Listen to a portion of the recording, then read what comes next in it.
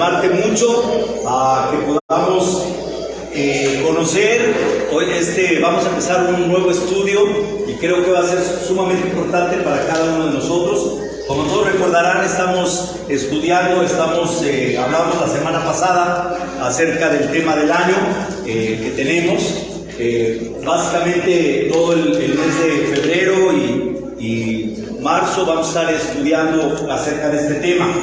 Pero sí es importante la escritura que ahorita la voy a poner, que estudiamos la semana pasada, estábamos hablando en Colosenses, y algo que veíamos ahí.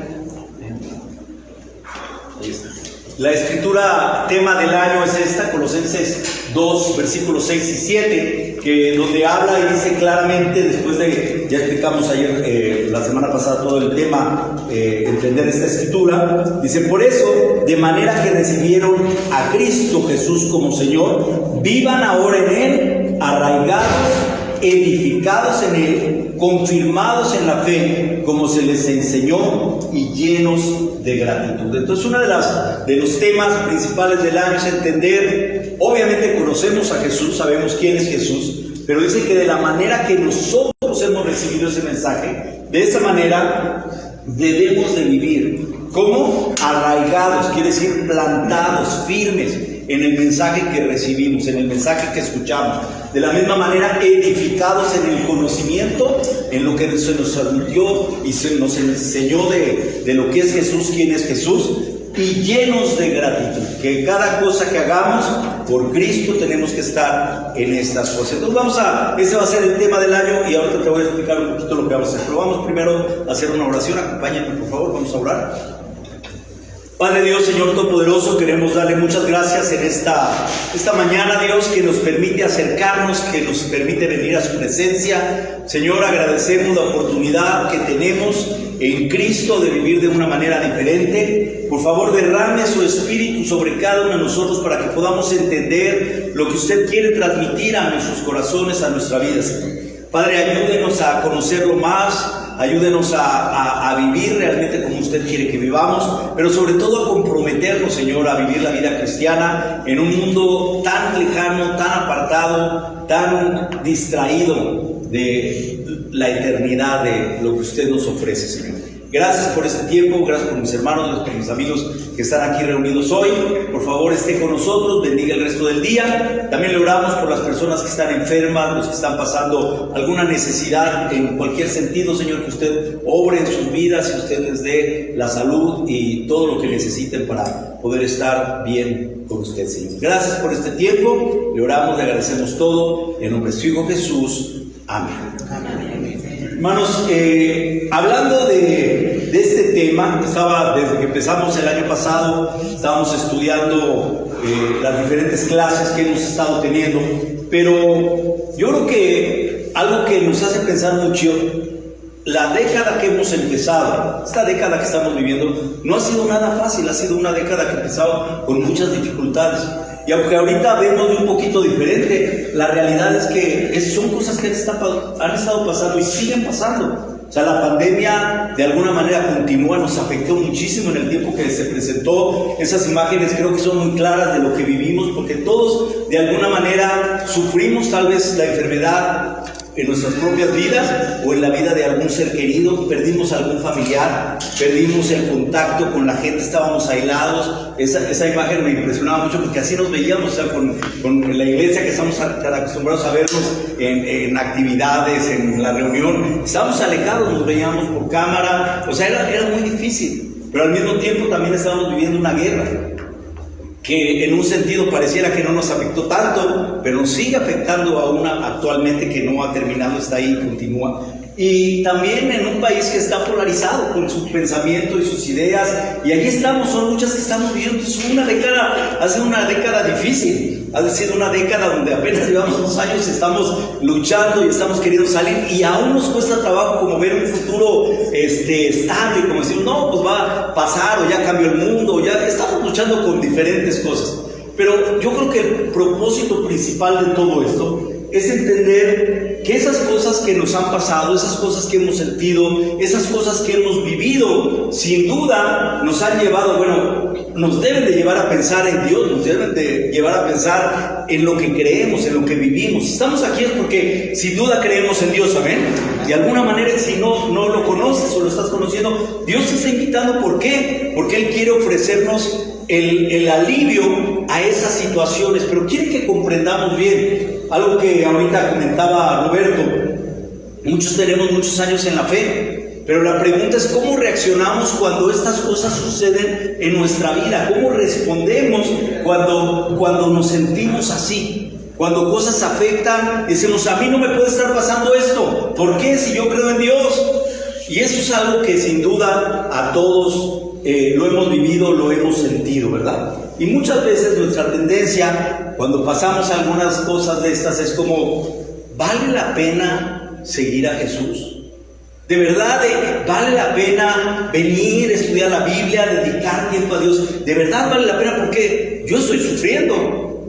Yo he pasado estas situaciones. Se supone que si Cristo está conmigo, debería de ser diferente mi vida. Yo creo que todos nos hemos cuestionado alguna vez eso, ¿no? Alguna vez en nuestro pensamiento ha llegado, ¿valdrá la pena? Y ese es precisamente el propósito. Vamos a empezar a estudiar en este tiempo la carta de Hebreos. ¿Por qué? Mira lo que dice una de las escrituras, creo que es una de las principales del libro de Hebreos. ¿Cómo respondemos o cómo deberíamos de responder? Bueno, casi al final, en Hebreos 12, capítulo 2, él dice una escritura que estoy seguro que para ti es muy común, que la has escuchado, la has leído. ¿Qué dice? Fijemos la mirada ¿en quién? En Jesús. Y hay que entender la palabra, dice fijemos, no dice mira ahí de lejos, dice fija la mirada, o sea, concentra toda tu mirada en Jesús. ¿Por qué? Porque Él es el iniciador y el perfeccionador de nuestra fe. Lo que tú y yo creemos viene por Jesús, no viene por la iglesia, no viene por los amigos, viene por Jesús. Él es el iniciador y el perfeccionador de nuestra fe, quien por el gozo que le esperaba soportó la cruz, menospreciando la vergüenza que ella significaba. Dice, y ahora está sentado a la derecha del trono de Dios. Qué increíble escritura, ¿no? Cuando ahorita nos hablaba Roberto, decía, hermano, ¿no te anima a escuchar que Dios se va a manifestar y cuando venga por segunda vez quiere llevarnos con Él, nos va a llevar a su presencia? Claro, esa es la meta. Si tú estás aquí cuando te convertiste, tu meta fue decir, Dios, pase lo que pase, yo quiero estar contigo. Vengan las luchas que vengan, quiero estar contigo. Pero cuando empiezan a pasar los años, empiezan a pasar las décadas y empiezas a sentir como, bueno, ¿qué pasa? Y quitamos la mirada de Jesús. Y es interesante esta escritura porque dice que Él soportó la cruz, diciendo, si Jesús soportó lo máximo, ¿cómo nosotros no podemos soportar lo máximo? Si somos sus seguidores. ¿Vamos a sufrir? Claro. La vida es sufrimiento. Venimos a la vida y va a haber sufrimiento. Seamos o no seamos cristianos, vamos a sufrir. Porque en la vida hay sufrimiento. Pero esta carta que vamos a estudiar, Hebreos, es muy importante porque precisamente habla de los temas que nosotros, esta carta se escribió en un tiempo como el que estamos viviendo, tantos siglos después. Y vamos a entender un poco de ella a través de todo este tiempo. ¿Por qué? Ahorita te voy a ir a explicar por qué. Hoy vamos a tener una introducción para que tengas todo el contexto de la carta para poder entrar después directamente a partir del próximo domingo. Vamos a ir estudiando capítulo por capítulo. ¿Por qué? Es uno de los libros más increíbles y ahorita te voy a explicar por qué. Pero te conseguí este video para que nos demos un poco idea, entendamos cuándo fue escrito, cómo fue escrito, cómo era la vida en esa época de las personas que recibieron el mensaje original. ¿Por qué ser seguidor de Jesús a veces hace la vida más difícil en lugar de mejor? Si Dios nos ama tanto y la Biblia dice que Él quiere bendecirnos, ¿no deberíamos esperar que nuestra vida sea sencilla, cómoda y segura? Pero para muchos cristianos este no es su caso. La iglesia en Roma tenía mucha familiaridad con las dificultades asociadas en ser seguidores de Jesús. En el año 49 después de Cristo, el emperador Claudio creía que los judíos de la ciudad estaban causando revueltas sobre si Jesús debería de ser reconocido el Mesías judío o no. Algunos judíos estaban convencidos de que lo era, al haber escuchado el testimonio de los que fueron llenos del Espíritu Santo en el día del Pentecostés. Pero cuando ellos trajeron las buenas nuevas a Roma, no todos sus compatriotas estuvieron de acuerdo. Esto causó a un intenso conflicto en la comunidad. Para restaurar el orden en la ciudad, Claudio decretó que todos los judíos fueran exiliados de la ciudad, sin distinción entre los que se identificaban con Cristo y los que lo rechazaban. Su expulsión fue acompañada por vergüenza pública, encarcelamiento y saqueo de propiedades. Los cristianos que fueron exiliados soportaron la injusticia con gozo, confiando que su herencia celestial era mucho mejor y más duradera que cualquier posesión terrenal. Ellos sabían que ellos estaban siguiendo los pasos de Jesús mismo, quien fue también acusado, abusado y avergonzado injustamente. En el año 54 después de Cristo, Claudio murió y Nerón se convirtió en el siguiente emperador. Nerón no respaldó el edicto de expulsión y muchos judíos, ambos cristianos y no, regresaron a la ciudad. Pero los momentos difíciles no se habían terminado. En el 64 después de Cristo, un incendio destruyó gran parte de Roma. Se esparció el rumor que el mismo emperador Nerón inició el fuego, ya que los cristianos eran un grupo minoritario con muy poco poder. Él desvió la culpa fácilmente. Él ordenó arrestar a algunos y los usó como ejemplo en las arenas para que los perros los despedazaran, los crucificaran o los quemaran vivos para que sirvieran como antorchas en sus jardines. Para muchos creyentes las cosas no habían sido tan malas, pero no era un buen momento para ser cristiano en Roma. Muchos permanecieron en medio de los tiempos inciertos y muchos otros dudaron. Los judíos cristianos en particular enfrentaron una tentadora opción: negar a Jesús, regresar a la ley y aferrarse a la fe de sus antepasados, ya que los cristianos eran los chivos expiatorios de Nerón. Algunos judíos cristianos étnicos fueron tan tentados con esta opción que empezaron a alejarse de las comunidades cristianas. Aunque ellos habían enfrentado la persecución de Claudio con gozo, esta vez se retractaron temiendo el sufrimiento y la muerte. Ellos olvidaron los principios básicos de la palabra de Dios, que los seguidores de Jesús esperarán sufrir como Él sufrió. Ellos racionalizaron su decisión, pensando que realmente no estaban abandonando a su Dios. En su razonamiento, si el antiguo pacto con el sacerdocio levítico y el sacrificio de animales les permitía conectar con Dios antes de Jesús, ellos seguramente podían regresar a ese antiguo camino. La carta a estos cristianos hebreos es más que un sermón de ánimo. Instaba a los creyentes en duda a permanecer en Jesús y en su confesión de fe.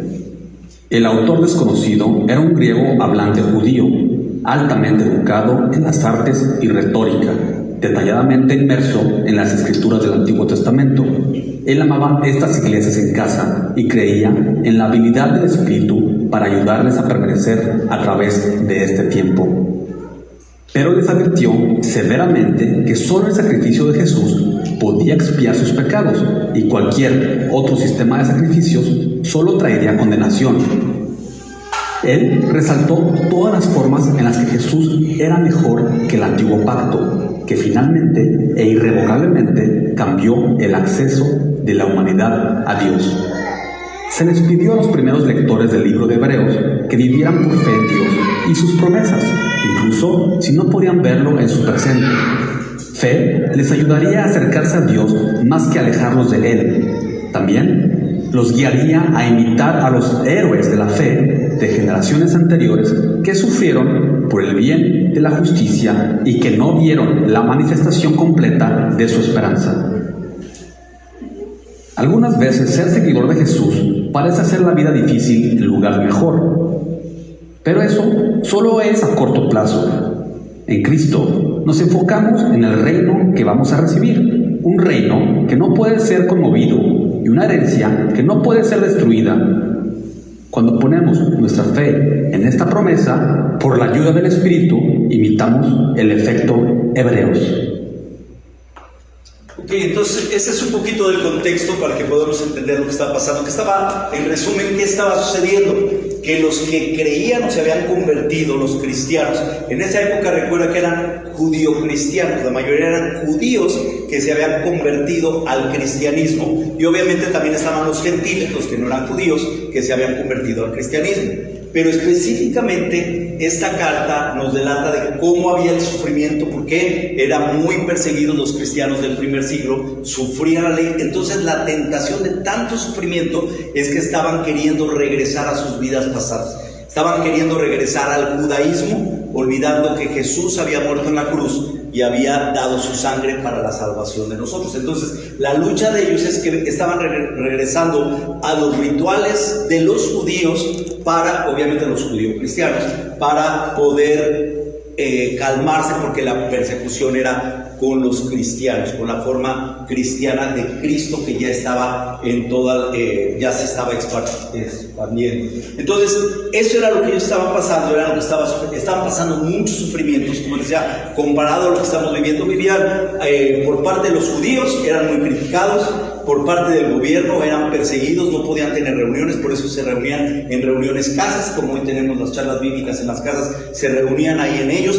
pero estaban viviendo momentos muy difíciles, porque Nerón, pues ya vimos todo lo que estaba. Ese era el contexto de la carta, y que hace el autor, que vamos a hablar un poquito de eso, es poder entender que ese era el contexto. Entonces lo que vamos a estar estudiando y entender primero, es muy importante saber quién escribió la carta. Obviamente, como viste en el video, dice, no se sabe, es una realidad, no se sabe quién escribió la carta, pero sí hay varios eruditos. Por ejemplo, se creía en el primer siglo que el autor era Pablo. Por muchos siglos se creyó que era Pablo. ¿Por qué? Porque la forma como habla la carta tiene mucho de Pablo, pero también hay muchas de las cosas que no eran el estilo de Pablo. Entonces empezó a estar en duda si era Pablo, aparte de que esta carta en griego tiene un griego excelente, que Pablo no lo tenía. Era un orador muy elocuente y no encajaba con Pablo. Como digo, no se sabe, pero por muchos años se creyó que era él. Después uno de los candidatos era Bernabé. ¿Por qué Bernabé? El nombre de Bernabé, ¿sabe? Significa hijo de consolación. Y la carta de los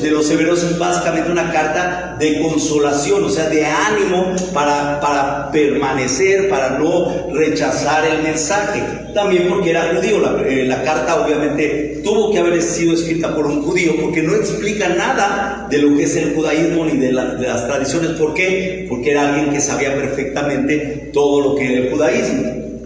Otro fue Lucas, que escribió sus evangelios y hechos, pero el griego de los dos difiere mucho, del evangelio de Lucas y de Hechos al de Hebreos. Entonces no, y también que Lucas era gentil, entonces no podía ser, porque un judío es el que debió de haber escrito la carta. Una de las que se ha propuesto mucho es Priscila, porque Priscila fue una muy cercana. Lo que sí es muy consciente es que cualquiera que haya escrito tenía que haber estado en el círculo de Pablo, en sus viajes, porque menciona a Timoteo, porque había una relación, por todo lo que sucede. Pero muchos piensan que es Priscila por el no poner su nombre en esa época. Si una mujer ponía la carta de Priscila a los hebreos, por ejemplo, nadie la hubiera tomado con seriedad, porque en ese entonces solo los hombres podían escribir, se tomaban con seriedad sus escritos. Entonces ella se piensa que anónimamente no puso el nombre para que la gente la leyera y no supieran que era una mujer la que la había escrito. Todas estas son ideas que los eruditos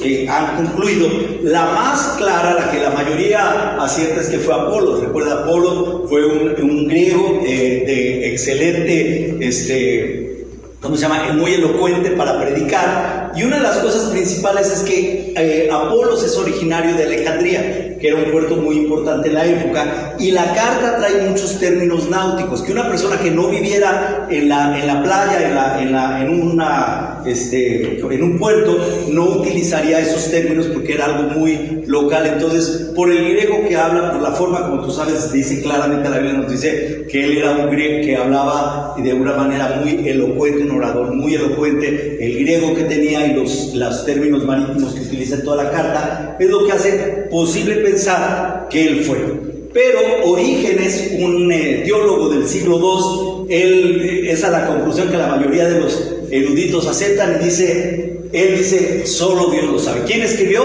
Solo Dios lo sabe. Y él lo puso eso desde el siglo II. Esa fue su conclusión de él, que hasta la fecha no sabemos quién es el autor de Hebreos. O sea, hay todos estos candidatos son posibles, pero ¿por qué es importante saber quién escribió? Porque al escuchar, y ya sabemos que eran del círculo de Pablo, definitivamente que era un judío, vamos a poder entender muchas cosas que a veces cuando leemos Hebreos no las entendemos porque no estamos tan metidos a todo lo que eso, nos cansamos de, ay, no, eso no tiene importancia, pero tiene mucha importancia, y es lo que vamos a estar estudiando en esta carta, porque nos va a llevar a poder conocer un poco más acerca de esto.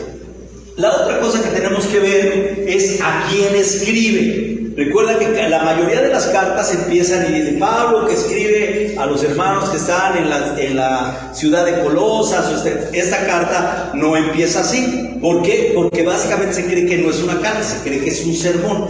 Vamos a hablar un poquito de eso. Pero ¿a quién escribe? Bueno, la carta básicamente está dirigida a la diáspora. Tal vez este es algo que no habías escuchado. ¿Qué es la diáspora? La diáspora es el nombre que se da al grupo de judíos que por diversas razones y sobre todo a partir del cautiverio vivían fuera de Palestina. ¿Qué pasó? Para todos ya hemos hablado de eso, cuando viene el cautiverio, cuando la destrucción del templo de Salomón y viene una gran persecución, se llevan a los judíos a Babilonia, a los diferentes lugares. A partir de ahí empezó una dispersión y a eso se le llamó la diáspora. Todos los judíos que fueron a vivir a diferentes partes del mundo conocido de esa época, a España, a Roma. En Roma había una gran cantidad de judíos viviendo ahí. Entonces toda esta diáspora, a eso se le llama. Básicamente cuando oigan la palabra diáspora se refiere a todos los judíos que salieron de Palestina y se tuvieron que ir a vivir por algún lugar. Tal vez de alguna manera no has oído escuchar mexicanos, hay por todos lados. Porque de aquí han salido, te vas a China y hay mexicanos, te vas a Japón y hay mexicanos, te vas a Europa y hay mexicanos. O sea, por todos lados hay mexicanos. Por alguna causa salimos, aquí salieron igual por diferentes situaciones, salieron y formaron comunidades muy grandes. Hoy en día, sin duda, hay muchas comunidades judías hasta la fecha, muy fuertes. Aquí en México tenemos una comunidad judía muy grande. ¿Por qué? Porque han salido a través de los años, pero empezó básicamente en el cautiverio. Y de ahí se empezó obviamente el término de diáspora, que básicamente se dice. ¿Y por qué se piensa que se escribió no específicamente a una ciudad, sino a todos lo de la diáspora y hoy en día a nosotros? Bueno, hay diferentes razones. La primera, una de ellas, es porque hay 61 referencias del Antiguo Testamento.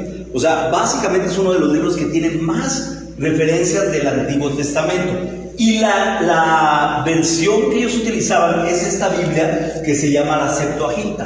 Esta Biblia es la primera traducción del hebreo al griego. Entonces todos los que vivían fuera de Palestina, esta era la Biblia que utilizaban, que ya estaba en el griego, que era el idioma como hoy en día es el inglés. En esa época el griego se hablaba en todas las partes, era el idioma mundial para cualquier comunidad, así como para nosotros hoy es el inglés.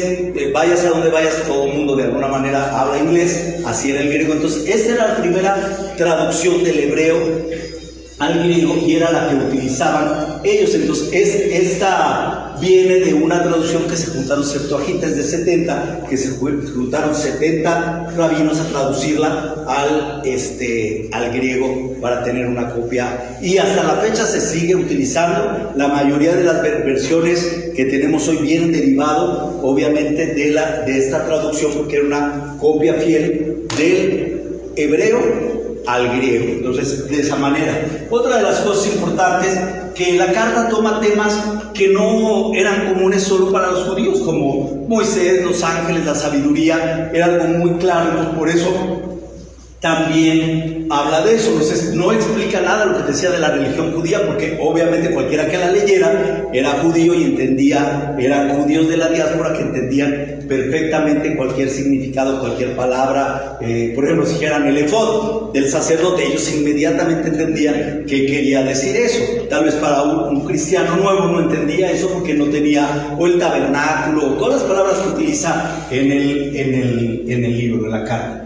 También había más o menos unos 40-60 mil judíos en Roma. O sea, en esta época, cuando estaba esta carta, en las fechas que estamos tratando de ver también, dice: saluden a todos los dirigentes y a todos los santos. Los de Italia les mandan saludos. No se sabe si mandar saludos a los de Italia, salvo que los eruditos siguen, o mandaban desde Italia saludos allá. Entonces había una duda ahí, pero el punto es que sí había una comunidad muy grande en Italia, en Roma específicamente, de judío-cristianos que estaban ahí. Y muchos eran convertidos de la segunda generación, como nosotros. Recuerda, nosotros somos una iglesia que viene en segunda, nosotros somos la segunda generación del equipo misionero que salió de la iglesia de Boston y venimos para acá. Nosotros somos cristianos de segunda generación, así eran ellos, los que habían salido de Jerusalén y ahora estaban en diferentes lados y eran la segunda generación.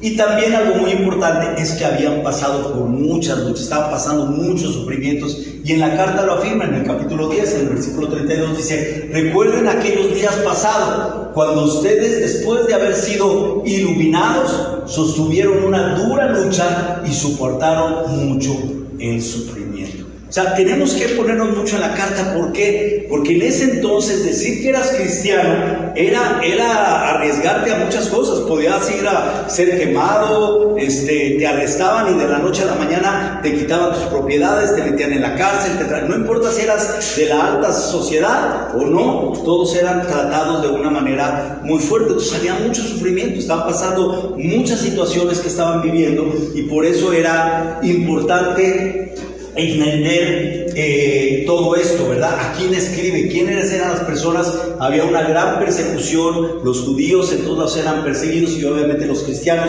definitivamente en todas. En ese entonces todavía no había un entendimiento como yo soy judío y tú eres cristiano, como de hecho se reunían en sinagogas, no tenían, no había como ya somos la iglesia. O sea, era la iglesia sin duda, pero había todavía un pensamiento pegado entre judío y cristiano, no entendían la separación. Básicamente estaba empezando, ya después obviamente hubo la separación completa, cuando los cristianos dejan de reunirse en las sinagogas y ya se reúnen en lugares diferentes cada uno de ellos. Pero bueno, todo esto nos hace ver a quién estaba dirigida la carta, y cuando tú leas o cuando leamos los capítulos es muy importante esto. ¿Por qué? Porque no vas a leer nada más a alguien que estaba sufriendo ahí, lo vamos a poder aplicar a nosotros, lo que estamos pasando hoy. Como decimos ahora, yo no puedo, tal vez a algunos nos da miedo en el trabajo hablar de Jesús, o si digo de Jesús me van a criticar, o bueno, tal vez me puede llevar tan fácil negar a Jesús de alguna manera. En este momento era algo muy fuerte que la carta quiere tratar. De ninguna manera negar a Jesús, nunca negar lo que Dios ha hecho a través de Cristo en nuestras vidas. Y a veces por la sociedad somos tentados a querer no ocultarlo, pero como disfrazarlo, como más suave, y eso es una de las cosas principales que la carta tenía. También que muchos estaban bajando sus expectativas de lo que era ser un cristiano. Y yo espero que tú no, pero a veces esa es nuestra tendencia, bajamos nuestras expectativas de ser cristiano. Cuando nos convertimos decíamos: no, yo no voy a decir ninguna mentira, y no mentíamos, pero con el paso de los años, pues todo el mundo miente, ¿no? ¿O qué hay de malo que me emborrache? Pues todo el mundo se emborracha. ¿O qué hay de malo que tenga mal genio? Pues todo el mundo se enoja. ¿O qué hay de malo que yo le pegue a mi mujer o ella me pegue a mí? Pues todo el mundo lo hace. Y bajamos nuestras expectativas de lo que es ser un cristiano. Eso era lo que estaba pasando. Por eso es tan importante entender. La otra pregunta es: ¿cuándo se escribe la carta? ¿En qué fecha se escribe esta carta? Bueno, básicamente se escribe entre el 60 y 70 después de Cristo. Fíjate, ya han pasado básicamente 6 décadas donde el plan principal fue primero la plantación de iglesias por todos los lugares. Se había, a partir de Antioquía se habían mandado misiones, ya vemos Pablo está mandando sus misiones, ya aquí está la comunidad. ¿Por qué se cree que en estas fechas principalmente? Porque En el 70 sucede un acontecimiento que para cualquier cristiano judío de esa época hubiera sido algo claro, que fue la destrucción del templo. Todos han oído la historia que el Imperio Romano fue cuando llega y destruye completamente la ciudad de Jerusalén, y el templo, que era el símbolo máximo de la comunidad, destruyó completamente, como Jesús lo había predecido que iba a pasar. Había predicho, dijo, va a pasar que no va a quedar piedra sobre piedra. Él ya lo había predicho. ¿Y qué pasa? El templo en el 70. Entonces, es casi en todo el libro de Hebreos no vas a encontrar una referencia al templo, que es algo que hubiera pasado. Es como si nos cae el terremoto. ¿Quién puede decir cuando pasó en el 87? No fue. Cualquiera identifica esa fecha en nuestra vida aquí en la Ciudad de México, porque ese año fue un año muy fuerte por lo que pasó y se marcó en la vida de nuestra ciudad, ¿verdad? Porque fue básicamente destruida en muchas áreas por ese terremoto, ¿verdad? Sí, aquí eso sucedió. Otra de las cosas, la expulsión de los judíos que había ocurrido en el año 49, no podía haber sido antes de esa fecha, porque recuerden, Claudio, el emperador de Roma en ese tiempo, había expulsado a los judíos a diferentes lugares. Y después, algo muy importante es la persecución de Nerón a los cristianos. Nerón, como saben, bueno, ahí hay muchas ideas de que estaba bien loco y que hacía mil cosas y todo, pero bueno, él supuestamente quiere rehacer la ciudad de Roma. Esa es una teoría que hay, una hipótesis que hay de lo que se dio, y entonces él quema la ciudad, y como vimos en el video, los chivos expiatorios, ¿quiénes fueron? Los cristianos. Les echó la culpa a ellos, y obviamente creció más la persecución. Entonces ese era un tiempo muy fuerte. En esta época es donde muere Pablo, muere Pedro. ¿Por qué? Porque había una fuerte persecución hacia todo el cristianismo, y estaban sufriendo una fuerte vida. El anunciar que eras cristiano era una lucha muy fuerte. Entonces, combinando quién escribió, a quién escribió y cuándo escribió. ¿Por qué es tan importante? Porque nos sitúa en el momento cuándo fue escrita, cuáles fueron las circunstancias en que se presentó todo esto, y por qué nosotros debemos de ponerle mucha atención. En el estudio que vamos a hacer, vamos a darnos cuenta qué tan importante es nosotros poder entender esto. Ahora, algo que es muy interesante de esta es que, como te dije, más que una carta, es un sermón. La carta no empieza como comúnmente Pablo o cualquier otro escritor hacía, les escribimos mandándoles saludos desde tal a tal. Él no empieza así, empieza directamente como si fuera un sermón. Ahora lo vamos a ir viendo a través de las clases que vamos a estar poniendo. Una de las partes principales está en Hebreos 13:22, casi al final. Dice: hermanos, les ruego que reciban bien estas palabras de exhortación. Esa es la parte que nos hace entender esto, ya que les he escrito brevemente. Esta palabra, logos paracletos, significa palabras de exhortación, palabras de consolación. Entonces, él está explicando al final de la carta, que le llamamos carta o sermón, dice: reciban bien estas palabras. Para que lo podamos entender un poquito más claro, en Hechos 13, cuando Pablo está en sus viajes misioneros, entran a la ciudad de Antioquía, y dice lo que era costumbre, ya lo hemos estudiado eso. Dice: en el sábado entraron en la sinagoga y se sentaron. Al terminar la lectura de la ley y los profetas, los jefes de la sinagoga, aquí es donde te das cuenta que ellos seguían visitando las sinagogas, porque allí encontraban a las personas que querían seguir a Dios, cristianos o judíos, no había separación, pero ellos seguían yendo a las sinagogas. Dice: ellos recibieron el mensaje, y luego los jefes de la sinagoga mandaron a decirles: hermanos, si tienen algún mensaje de aliento. Estas palabras, mensaje de aliento, son las mismas logos paracletos que se traduce del griego al español hoy en día, que son palabras de consolación, palabras de exhortación, y de hecho el tema principal que vamos a ver son exhortaciones. Ahora vamos a hablar un poquito de eso. Pero entonces, ¿cómo debemos de tomarlo? Yo te pregunto, ¿estás pasando alguna lucha ahorita en tu vida? ¿Sientes que hay algo que está luchando dentro de tu corazón? Tal vez la economía, tal vez algún familiar enfermo, tal vez alguna pelea o distanciamiento que has tenido con alguien, o tal vez tu mismo carácter, algo que sientes que se está alejando. Tu tendencia es, ¿has bajado tus convicciones de quién es Jesús? ¿Has dejado de ver la importancia de venir a la iglesia? ¿Has dejado de apreciar el tener hermanos con quien puedes platicar, orar, estudiar la Biblia? ¿Lo ves como, bueno, si voy o no, pues no pasa nada, es lo mismo? Bueno, eso es lo que estaban luchando los cristianos en ese tiempo. Les daba igual que se dieran cuenta que seguían a Jesús o ya no. Esa era su lucha. Estaban queriendo regresar a sus ideas. Y es muy triste cuando alguien que ha abrazado, conoce la fe verdadera en Cristo, regrese a sus tradiciones, a sus ideas, por la lucha que está viviendo, por las pruebas que se presentan. Y yo algo que siempre predico, hermanos, no hay nadie de nosotros que esté exento a que algo cambie tu vida de la noche a la mañana. De repente algo te sacude,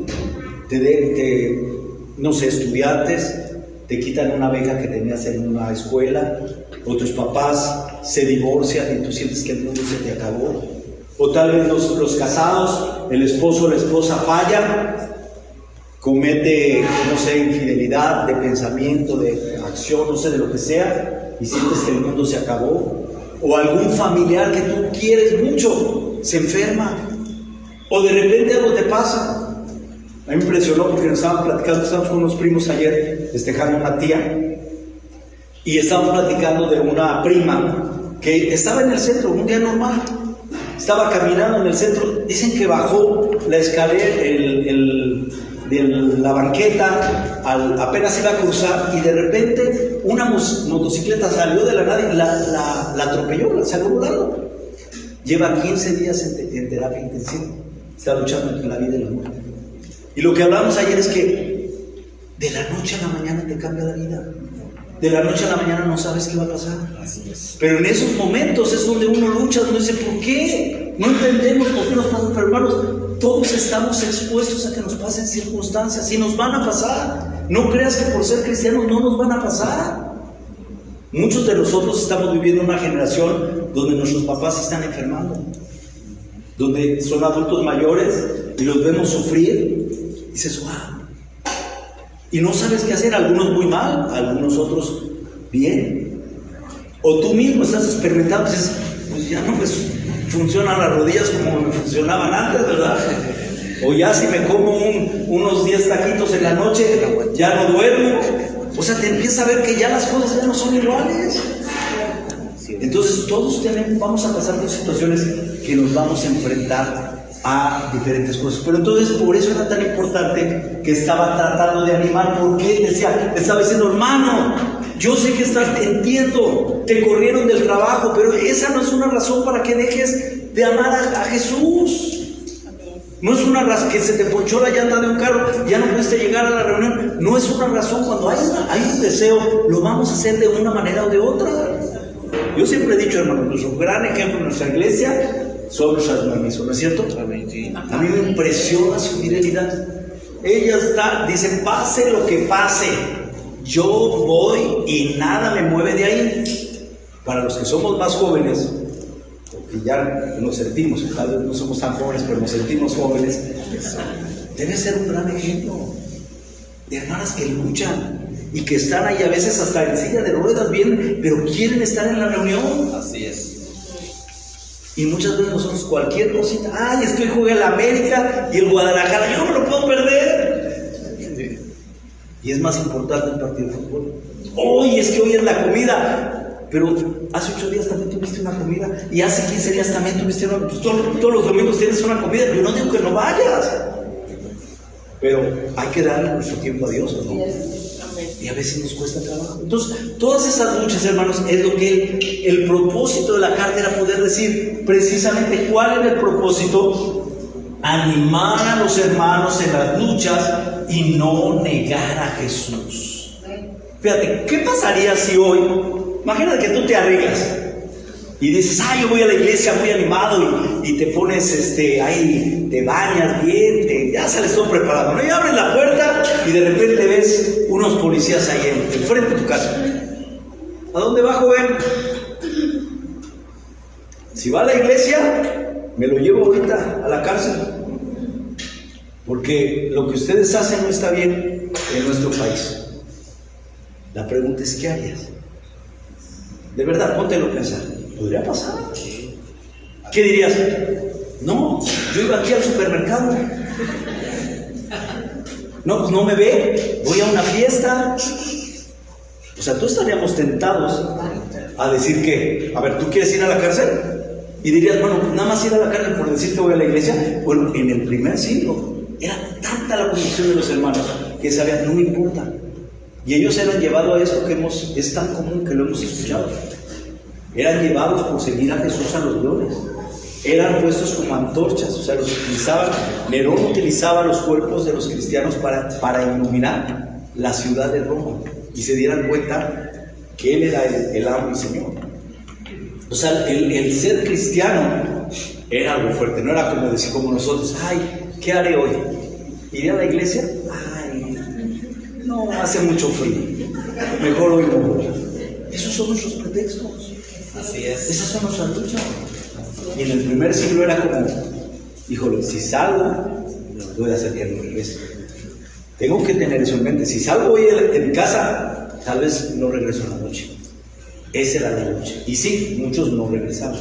Entonces, ¿cuál es el propósito? Animarnos. ¿Por qué venimos a la iglesia?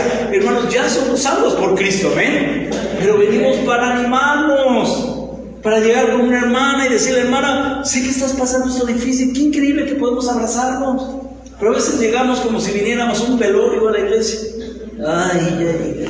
Y luego Roberto va a predicar 1 hora y media ahí, ay, vamos, ay. Y vengo desde no sé dónde, hice tanto tiempo para venir a la iglesia. Esas son nuestras luchas, hermanos. ¿Tú qué te diría un cristiano del primer siglo? Piensa quién nos diría. ¿Tú crees que diría, hermano, qué increíble, me anima tu fe? Yo creo que te daba unas cachetadas guajoloteras y diría, ¿sabes qué? Ya párale. ¿Crees en Jesús o no crees en Jesús? ¿Quieres vivir por Jesús o no quieres vivir por Jesús? Y a veces eso nos cuesta mucho trabajo. Hebreos 12:12 dice, fíjense cómo dice, por lo tanto, este es uno de los versículos claves de Hebreos. Por lo tanto, ¿cuál es la palabra? Renueve las fuerzas de ¿qué? De sus manos cansadas y sus rodillas ¿qué? Debilitadas. ¿Qué tal? ¿Están debilitadas sus rodillas de tanto orar? No, ¿verdad? La realidad. Tenemos que renovarlas. Hagan sendas derechas para sus pies, para que la pierna coja no se disloque sino que sane. Para seguir adelante, para que nada nos pare, para que sigamos adelante. Esta región, hermanos, hemos enfrentado muchas situaciones. Pero la pregunta es, ¿tú quieres seguir a Jesús o no quieres seguir a Jesús? ¿Vienes solo por cumplir o realmente amas, aprecias, valoras quién es Jesús? Y lo increíble de esta carta es la cristología. ¿Por qué? ¿Cuál es el tema de nuestro año? Edifiquen su conocimiento de Cristo. La razón es entender por qué una persona puede entregarse al 100% a Dios. Porque entiende quién es Cristo. No por la iglesia, no por si hay ánimo y hay bandas que tocan, o mira cuántos llegan y mira lo que hacen, no.